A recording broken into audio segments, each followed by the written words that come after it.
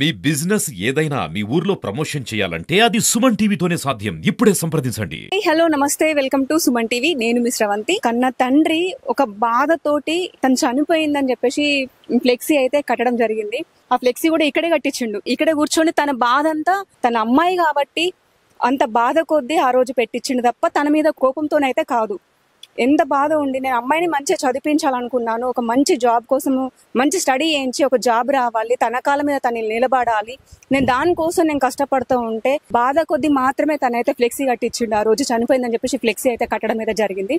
So మనం అయితే ఇప్పుడు ప్రజెంట్ వాళ్ళ ఇంటి దగ్గర అయితే ఉన్నాము. మరికొన్ని వీరులు అడుగుదాం అసలు ఏం జరిగిందని చెప్పేసి కూడా మనం తెలుసుకునే ప్రయత్నం అయితే చేద్దాం. ప్రస్తుతం మనతో పాటు చిలివేరి మురళీకృష్ణ గారు మనతో పాటు ఉన్నారు.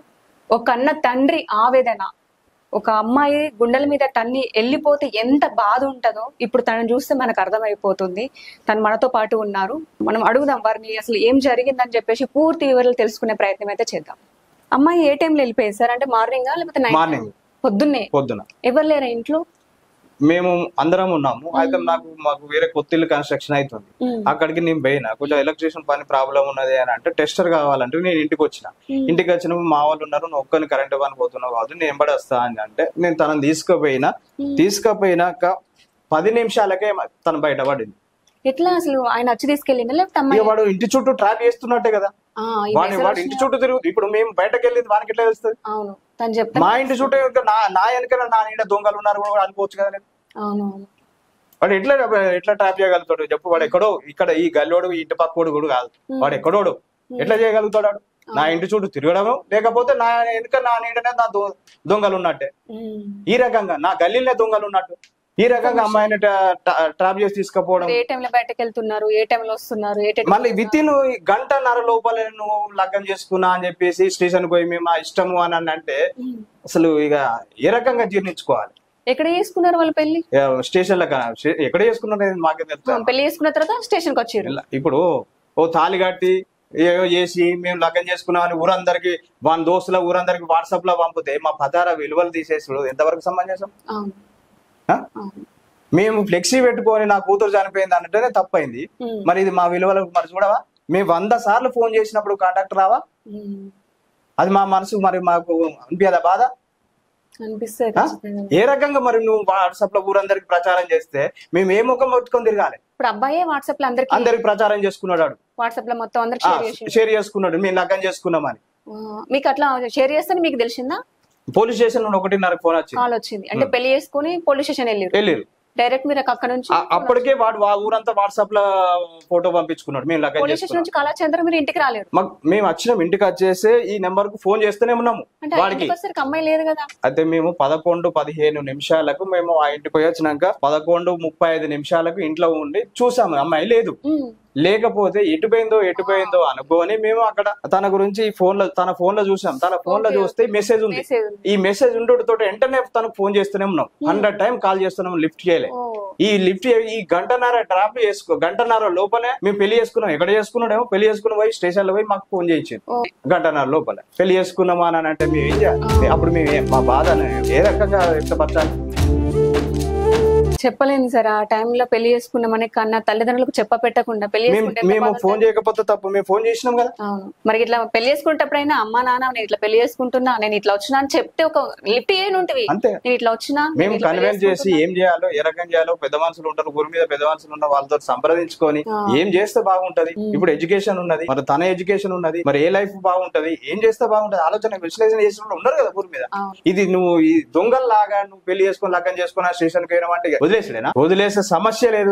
నా అమ్మాయి నాకు మీ పెంపకం తప్పు అని నా ముఖం మీద ఉంచదాకానే ఫైట్ చేస్తాను. ఇప్పుడు మీరు అన్నారు నా రోజైనాక అయినాక వస్తుంది, వచ్చినప్పుడు నేను తండ్రిని ఎట్లయితా?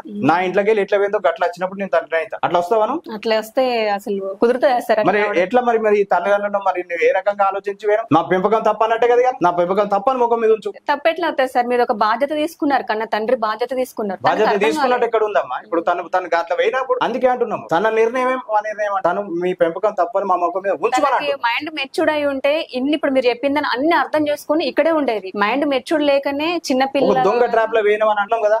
ఇన్ని చెప్పినా కూడా నువ్వు అర్థం చేసుకోకపోయి మా దగ్గర రాకపోతే ఎట్లా చెప్పు? ఒక దొంగ ట్రాప్ లో పడ్డావు, నువ్వు ఒక జీవితాన్ని నాశనం చేసుకుంటున్నావు, నీ జీవితం ఖరాబ్ అవుతుంది అని మేము ఇంత చెబుతున్నా కూడా నువ్వు అర్థం చేసుకోకపోతే ఎట్లా? నిన్ను ఎట్లా స్వీకరించాలి? నేను పెట్టుకోండు తప్పైగా నా ఆవేదన అది. మీరు ఇంత అర్థమైనాక మీకు ఆవేదన అనిపిస్తుంది, అరే ఇట్లా కాదు ఇట్లా చేయకూడదు అని మీరు అనుకుంటున్నారు. అదే ఆవేదనతోటి నేను ఆడ ఫ్లెక్స్ పెట్టుకున్న తప్పించి ఇంకే వేరే ఉద్దేశం లేదు. అర్థమైంది సార్. మీరు ఆ రోజు ఫ్లెక్స్ పెట్టినప్పుడే మాకు అర్థమైపోయింది ఒక కన్న తండ్రి ఆవేదన. తను అసలు చెప్పపెట్టకుండా పోయింది. పుట్టినప్పటి నుండి కలిసి పుట్టి మొత్తం తన బాధ్యత అంతా మీరు తీసుకున్నారు. కష్టము నష్టము బాధ అన్ని మీరు చూసుకొని చెప్పపెట్టకుండా గుండెల మీద తన్నేసిపోతే ఏ కన్న తండ్రికైనా బాధ ఉంటది. ఆ బాధ కొద్దే మీరు ఆ రోజు ఫ్లెక్స్ పెట్టించారు తప్ప ఇక వేరే ఉద్దేశంతో కాదు. కానీ కొంతమంది కొంచెం నెగిటివ్ అనుకున్నారు. ఆ రోజు జరిగింది అదే. ఆ రోజు అక్కడ సరే ఎవరేమో అనుకున్నా వాళ్ళ విజ్ఞతగా వదిలేస్తా అమ్మా. నా బాధ నాకున్నది, నా సమస్య నాది. నా కూతురు నా గుండెల మీద తనిపోయిందనే నా బాధ. నా పెంపకం తప్ప అని చెప్పి నిర్ణయం చేసుకొని పోయింది కావచ్చు. నా ముఖం మీద ఉంచుకోమని కూడా అంటున్నాను. మేము ఆమె ఏ రకంగా పెంచినామనేది మా మీద ఎంక్వైరీ చేసుకొని రేపు భవిష్యత్తు గురించి ఆ వాళ్ళ సైడ్ లో నుంచి ఎంక్వైరీ చేసుకోరు ఏ రకంగా ఉన్నది. సరే ఆమెతో మాట్లాడండి. ఆ మెచ్యూరిటీ మైండ్ ఏ రకంగా మీద లోక జ్ఞానం తెలియకనే ఉన్నది. తెలియకున్న అమ్మాయిని తీసుకుపోవడం తప్పు అని నేను అంటున్నా. తెలిస్తే వెళ్ళేది కాదు సార్, తెలియకనే వెళ్ళిపోయింది తను. ఇంకా చిన్న పిల్ల ఇంకా మైండ్ ఏం తెలిసి జీర్ణించుకోలేకపోతున్నాం.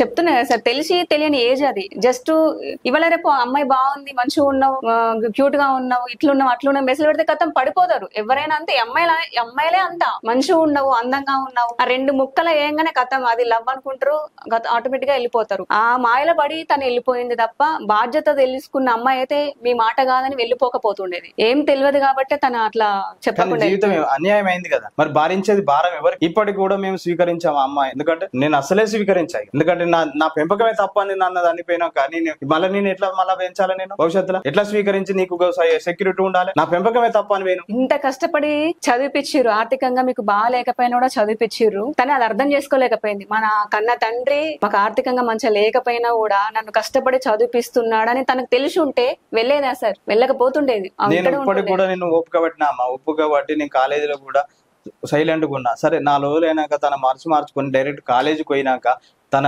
ఆలోచన చేసుకున్నాకనే అంటే మళ్ళీ లగ్గం చేస్తారట అని చెప్పేసి మళ్ళీ లగ్గం చేసుకుంటున్నా అని అంటే నీ జీవితాన్ని నీ సర్వనాశనం చేసుకుంటున్నావు అనిపించి నాకైతే బాధ అనిపిస్తుంది. ఎవరు చెప్పారు సార్ మళ్ళీ మ్యారేజ్ చేసుకుంటారని? మీకు ఎట్లా తెలిసింది ఇన్ఫర్మేషన్? అది మా భార్య వాళ్ళ అక్క బిడ్డకు ఫోన్ లో మాట్లాడింది. తనతో మాట్లాడుతానని ఏమైనా మనసు మారుతుందా, చదువు మీద దృష్టి పడుతుందా అని చెప్పేసి అని తనతో మాట్లాడింది. మాట్లాడితే చదువుకోయి ఇవన్నీ ఇబ్బంది పడక ఇప్పుడు అద్దానంటే నాకు మళ్ళీ పెళ్లి చేస్తారట, నేను మళ్ళీ పెళ్లి చేసుకున్నాకనే పోవాలి, నాకు చదివిస్తా అన్నాడు అని మాట్లాడతా అంటే ఏ రకంగా అట్లాంటి అమాయకురాలని ట్రాప్ చేసి నువ్వు మోసం చేసి ఎత్తివి. మరి నువ్వు చదివించుకుంటున్నా అంటే నువ్వు ఒక సాఫ్ట్వేర్ ఉద్యోగస్తులు అంటే నీకు జ్ఞానము విఘ్నత ఉన్నోను అయితే చదివించుకున్నాక కదా మామూలు సంప్రదించి నేను నాకు ఇష్టంతో మీ అమ్మాయిని తీసుకపోయినా కూడా సెక్యూరిటీగా కాపాడినా, ఇగో మీ అమ్మాయిని మంచి ఉన్నత స్థితికి తీసుకొచ్చినా, ఇగో మీ అమ్మాయిని పెళ్లి చేసుకుంటున్నా అని అప్పుడు అడుగు. సమాజంలో నేను కూడా నా తల తప్పు అయిందని చెప్పి ఒప్పుకొని నీకు మంచిగా లగ్గం చేస్తున్నాను. అదే నువ్వు చేసింది. పోలీస్ స్టేషన్ లో లగ్గం చేసుకున్నా, తాళి కట్టిపోయి పోలీస్ స్టేషన్ మమ్మల్ని బ్లాక్ మెయిల్ చేస్తావు. మళ్ళీ నీ కుటుంబాల కోసం మళ్ళీ ఎన్నిసార్లు హిందూ చట్ట మ్యారేజ్ చట్ట ప్రకారము ఏంది ఎన్నిసార్లు తాళి ఎన్నిసార్లు కడతారు? ఇది ఆస్వాదించేది. సడన్ గా ఇంత తొందరగా ఎందుకు అట్లా మ్యారేజ్ చేసుకున్నారు సార్? అంటే ఇంట్లో ఏమైనా ఫోర్స్ చేసిరా? మీరు ఏమైనా ఇబ్బంది పెట్టిరా? మేము ఏ రకంగా ఇటువంటి ఇబ్బంది లేదు. మేము ఇబ్బంది పెట్టింది అనేది ఏంటంటే మీ మీడియా వాళ్ళే తన గురించి తెలుసుకోరు. ఇప్పుడు నా లెక్కలు ఎట్లా తెలుసుకున్నారు? మీ తల్లిదండ్రులు ఏ రకంగా నేను ఇబ్బంది పెట్టింటూ నీకు ఎంత టార్చర్ పెడితే నువ్వు బయటకు వచ్చినావు తెలుసుకోరు అంటున్నా కదా. తెలుసుకోరి మీ పెంపకం తప్ప నా మీద ముఖం మీద ఉంచిపిస్తే మేము తప్పైంది. ఎందుకంటే ఇప్పుడు ఇంట్లో ఏమైనా అమ్మాయికి ఇష్టం లేని పెళ్లి సంబంధాలు చూస్తే వెళ్ళిపోతారు. 18 సంవత్సరాలకి పెళ్లి సంబంధం చూసిన ఏ మూర్ఖుడు ఉన్నారా వెళ్ళిపోతారు. ఇప్పుడు ఇంట్లో ఇంకా మీరు చదివించాలనుకున్నారు ఆమెని, ఏ మూర్ఖుడు ఉన్నాడు 18 సంవత్సరాలు పెళ్లి చేసి? అంటే కొంతమందికి పెళ్లి సంబంధాలు తీసుకొస్తారు. మా ఇంట్లో వాళ్ళు పెళ్లి సంబంధాలు తీసుకొచ్చిర్రు, నన్ను తొందర తీసుకెళ్ళిపో అని చెప్పేసి వెళ్ళిపోతారు. మీరు ఇంకా చదివిస్తా అంటున్నారు. ఇంకా అసలు పెళ్లి సంబంధాల టాపికే రాలేదు. ఎందుకంటే చిన్నపిల్ల అని చెప్పేసి మీరే అంటున్నారు. మరి అంత తొందర ఎందుకు పడ్డదని అమ్మాయి? అది ఇప్పుడు నేనేం చెప్పగలుగుతా? ఆ ఆవేదనతోటే కదా నేను గుండెల మీద తన్నిపోయిందని ఆవేదనతో. అరే ఇట్లా మాకు చెప్పకుండా ఇట్లా పోవడం ఏంది? మరి నీకు వాడెంత టార్చర్ పెట్టిండు, వాడు మీకు ఏ రకంగా టార్చర్ పెట్టిండు అనేది మాకు చెప్పు. మాకు చెప్పకపోతే మీ మీడియాకి చెప్పమని రమ్మని. ఇప్పుడు వాడు కోసుకుంటేనే నేను లవ్ అని ఒప్పుకున్నానని మాట్లాడితే వాడు కోసుకున్నాడు అని అంటే మరి తల్లిదండ్రులు చంపిపోయిన మరి నీకు సమంజసమేనా? కట్ చేసుకున్నాడు. కట్ చేసుకుంటేనే నేను ప్రేమ అని ఒప్పుకున్నా అని మాట్లాడి అమ్మాయి ఓకే నువ్వు నన్ను లవ్ చేయకపోతే నేను చనిపోతా అని చెప్పేసి కట్ చేసుకున్నాడు. అట్లయితే అప్పుడు యాక్సెప్ట్ చేసిన అని మాట్లాడిందట మా వాళ్ళతోటి. ట్రాప్ చేసేసి అమ్మాయిని అసలు తనకు ఏ మాత్రం ఆలోచించకుండా, చిన్నపిల్లల లక్షణాలు ఇవన్నీ, బెదిరించడం, బ్లాక్ మెయిల్ చేయడం, అవన్నీ చిన్నపిల్లల లక్షణాలు. చిన్నోళ్ళు చేసే పనులే కదా సార్ ఇవన్నీ. ఇప్పుడు అన్నం తినపోతే భూజానికి పట్టిస్తా అని చెప్పేసి మనం ఎట్లా బ్లాక్ మెయిల్ చేస్తామో, ఇది కూడా సేమ్ యాజ్ ఇట్ ఈజ్ అలాగే ఉంది. వాడు ఇంకా ఎన్ని బ్లాక్ మెయిల్ చేసిండో మాకు కూడా తెలియదు. వాడు మీ తండ్రిని చంపుతాను బ్లాక్ మెయిల్ చేసిండా, మీ తమ్ముని చంపుతాను బ్లాక్ మెయిల్ చేసిండా, ఏం చేసిండో తెలియదు. నేనేమంటున్నా అమ్మా, తన నిర్ణయం బయటకు వచ్చేసి మీ పెంపకం తప్ప అని అనుమానం. లేకపోతే ఇప్పుడు నేనెట్లా నేను ఇట్లా గారాభంగా పెంచి ఇంత చేసినా కూడా నన్ను అన్నిపోయినావు, మరి నీకు మేము ఏ రకంగా తప్పు చేసినావో చూపెట్టు. మరి వాడు నీకు అంత మంచి చేసినా ఏం చేయాలి, ఏం చేస్తా అని చెప్పిండు, అది చెప్పు. చెప్తే నువ్వు వాని కుటుంబము, వాని ఫ్యామిలీ అంతా నీకు అంతగానో నచ్చింది ఏందో, మాకంటే ఎక్కువ నచ్చింది ఏందో చూపెట్టు. ఆ రకంగా నచ్చితేనే పోయినా అన్నదానికి చూపెట్టు. అంటే ఇప్పుడు ఏ కన్నతనం, ఇప్పుడు ఇంతకు ముందు నేను అన్నట్టు కన్న తల్లిదండ్రులు అబ్బాయి వాళ్ళ బ్యాక్గ్రౌండ్ చూస్తారు. అబ్బాయి చాదడా వాళ్ళ ఫ్యామిలీ ఏం చేస్తారు అనేది, అవన్నీ ఏమి మాకు తెలియక అట్లా వెళ్ళిపోయింది. మా కన్న తండ్రి నా బాధ్యత తీసుకుంటున్నాడు, నా గురించి కేర్ చేస్తున్నాడు, నేను మంచిగా ఉండాలనుకుంటున్నాను చెప్పేసి ఆమె ఆలోచించి ఉంటే వెళ్ళకపోయి ఉండేది. చిన్న పిల్ల ఇంకా మైండ్ సెట్ కాలేదు కాబట్టి తను తొందరపడి వెళ్ళిపోయింది. కానీ వాళ్ళ స్నేహితురాలు కూడా ఫోన్ చేసి అంకుల్ మీ లెక్కనే ఇంత బాధపడ్డారు అంకుల్ ఆంటీ అని చెప్పి బాధపడి తన ఫోన్ చేస్తే, నువ్వు ఒకసారి అన్న చేయి నానా అని చెప్పి తనకు నెంబర్ ఇస్తే ఫోన్ చేస్తే ఫస్ట్ మాట్లాడిందట. మాట్లాడి నాకు తెలియకపోయినా నాకు మైండ్ ఎప్పుడు ఎట్లా పని చేసిందో అని చెప్పి మాట్లాడిందట. ఆ తర్వాత మళ్ళా గంటకు ఫోన్ చేసి నువ్వు ఈ విషయానికైతే నాకు ఫోన్ చేయకు అని మాట్లాడితే ఇప్పుడు ఏంటి చెప్పండి. అవునా, ఫస్ట్ అలా మాట్లాడి నెక్స్ట్ మళ్ళీ తర్వాత ఆ రకంగా మాట్లాడింది అంటే మేబీ పక్క నుండి ఏమైనా చెప్పచ్చు. ఇప్పుడు నువ్వు ఇంత బ్లాక్ మెయిల్ చేసి అమ్మాయిని ఏం సాధిస్తావు, నువ్వు ఏం సాధిస్తావు, నువ్వు ఏం చేయగలుగుతావు అమ్మా? ఇప్పుడు నేను జాగ్రత్తగా కాపాడుకున్న అమ్మాయిని ట్రాప్ చేసి నువ్వు మోసం చేసినావు, రేపు మెచ్యూరిటీ లేని అమ్మాయి ఈ సమాజాలు ఎట్లా తిరుగుతే నువ్వు ఎన్ని రోజులు సెక్యూరిటీ ఉండగలుగుతావు చూపెట్టు. ఇవాళ రేపు నువ్వు ఎంబడి ఎన్ని రోజులు తిరగగలుగుతావు మరి చూపెట్టు. అమ్మాయి జీవితాన్ని ఎన్ని రోజులు కాపాడుతావు చూపెట్టు. మేము తల్లిదండ్రుల బాధ్యతగా మాకు తెలుసు, తను పుట్టినప్పటి నుంచి ఆరోగ్య సమస్యలు అయినా ఏది ఉన్నా కూడా మాకు తెలుస్తాయి. తను ఎట్లా కాపాడుకోవాలి, ఎట్లా ఉంచుకోవాలి, ఏ టైంలో జాగ్రత్త చేయాలి, ఎప్పుడు ఏం చేయాలి అని మాకు తెలుస్తుంది. తల్లిదండ్రుల మేము కన్నము పెంచినాం కాబట్టి తన ఆరోగ్య సమస్యలు ఏదైనా మాకు తెలుస్తాయి. ఆ ఆవేదన మాకున్నది. ఇప్పుడు నీకేమున్నది? ఒక మాయా మోజు చేసి ఇది అమ్మాయిని ట్రాప్ చేసి తీసుకుపోయి ఇది చేసిన అంటే, ఇది సమాజంలో అమ్మాయి ఈ రకంగా మోసం చేసిపోయింది అని చెప్పి బాధతో పెట్టుకుంటే, సరే నన్ను ఈ సమాజంలో తూ అని ఉంచినా పడతా అమ్మా. ఒక తండ్రి గారిని అన్ఫిట్ అని అన్నా కూడా పడతా. అమ్మాయితో తండ్రి బాధ మాక్సిమం బాధ్యత కేర్ తీసుకున్నారు కాబట్టి కన్న తండ్రి మంచిగా చూసుకోలేడని చెప్పేసి ఎవ్వరు అన్నారు సార్. ఏ కన్న తండ్రి అయినా బిడ్డను అసలు నెగిటివ్ గా చూడడు. నా బిడ్డ కాబట్టి తన మంచి చెడు అన్ని చూసుకోవాలి, బాధ్యత అంతా మీరే నాకు ఇంతగానం చేస్తాను నేను అసలు ఊహలకే రాలేను. నా దైవాన్ని నమ్మిన దైవం మీద మోసం చేసింది. ఆ రోజు నాడైతే మాకు ఇప్పటికి కూడా మా భార్య సరిగా అన్నం తింటలేదు. తను అప్పుడప్పుడు తను ఏం మాట్లాడుతూ తనిచ్చ తనే పడిపోతాను.